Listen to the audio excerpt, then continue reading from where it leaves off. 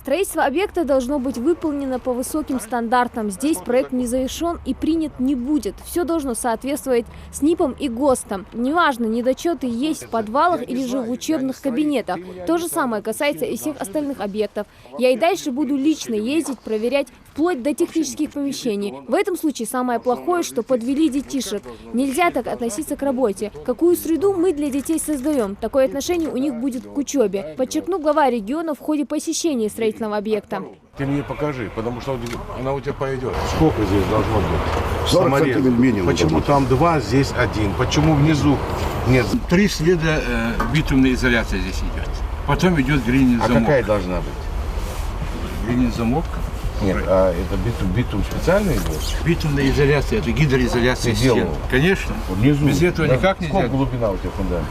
2,60. Сколько у тебя сантиметров вот этого асфальта? Асфальт 6 сантиметров. Да, лед. У тебя плитка Там полетит. надо заделать, согласен. А? Герметизировать надо. Неровные плитки, углы, там все у тебя. Потом туда ставится пластмасска, вон туда, видишь? Это что за краска? Кто ее обработает? Надо же обработать бетон перед тем, как красить-то. Просто тяп-ляп не пойдет. Лучше все приведите в порядок. А я буду ходить везде. Вам же деньги дали? Дали. Ну постройте тогда нормально. Дети-то, они надеются на вас. Осматривая подвалы и технические подполья, руководитель субъекта отметил отсутствие необходимого воздухообмена, что указывает на плохую работу вентиляции. Замечания также были сделаны из-за неправильной установки входных дверей в хозяйственные помещения, противоречащие нормам пожарной безопасности. Были выявлены нарушения правил электромонтажа, дефекты в герметизации стыков, элементов на входных лестницах, а также недоработка в соединенных внешних композитных листов здания. Также нарекание вызвала система водоотведения и неправильный монтаж желобов, что в итоге привело к частичному протеканию. Ну что это такое? Слушай, ну это же герметично, все должно быть закрыто. Здесь будет конденсат. Здесь будет сырость. Должно быть идеально. И вентиляцию. Здесь все равно нужно вентиляцию. Без вентиляции оно у вас все здесь потечет. Разбери, посмотри, замок укрепи, там изоляцию сделай, а потом только укрепляй. А вы проекты делаете, специально занижаете свой объем работы, получая полные деньги. Полные деньги вы получаете за вентиляцию, за плитку, за эти стены. Вы, каждый кирпич вам, вот вы посчитали, запас вам деньги дают, запас. Понимаете? Вы зарабатываете деньги, да, классным бы, это очень хорошо.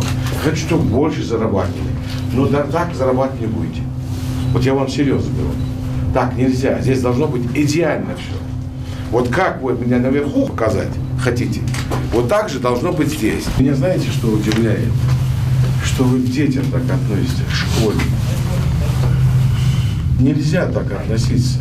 Глава региона напомнил, что власти региона намерены вносить в черный список подрядные организации, которые некачественно и с нарушением сроков строят социально значимые объекты в регионе. Он подчеркнул, что при наличии недостатков в строительных работах власти региона не позволят сдать ни один объект в эксплуатацию. Сейчас же столько технологий есть. Обвернули, покрасили, сделали, вычистили. Я говорю, ничего не оставляйте. Все должно быть идеально. Потому что это для детей, в первую очередь. По итогам выезда по поручению главы региона строительную готовность подрядчик должен обеспечить до конца года, устранив все неполадки в течение 10 дней. Махмуд Али Кариматов также поручил депутатам и общественникам проверить все образовательные объекты. Новая школа на 704 места стоимостью свыше 400 миллионов рублей построена в рамках реализации нацпроекта «Жилье и городская среда» строительной организации «Капитал». Хади Добриева, Хусейн Гагиев, Рахман Цуров, Новости 24.